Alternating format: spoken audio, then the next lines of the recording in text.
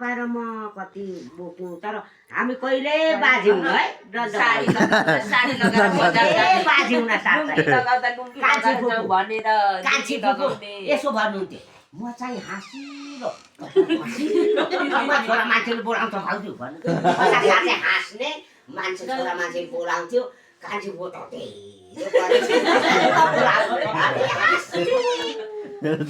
भाउजू त्यो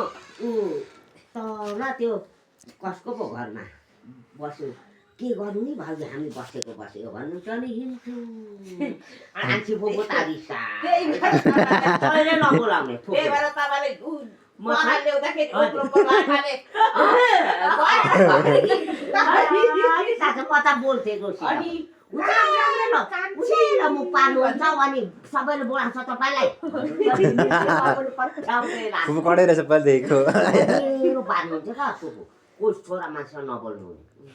अनि त्यहाँदेखि त त्यो ओक्लुङको लाटाले बोलाएदेखि चाहिँ अनि बोल्नु छोडेको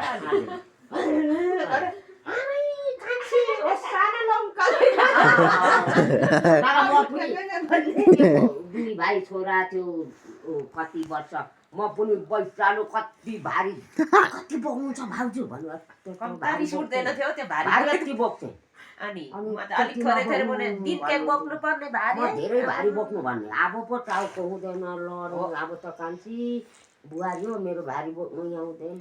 त्यतिकै यसरी धोक्रोदेखि यसरी म कति बोक्थेँ अब त्यो बेसीमा मल यसरी बोक्थेँ अब टाउकोमा बोक्नु हुँदैन लडिजान्छु मरिजान्छु यहाँ लडेर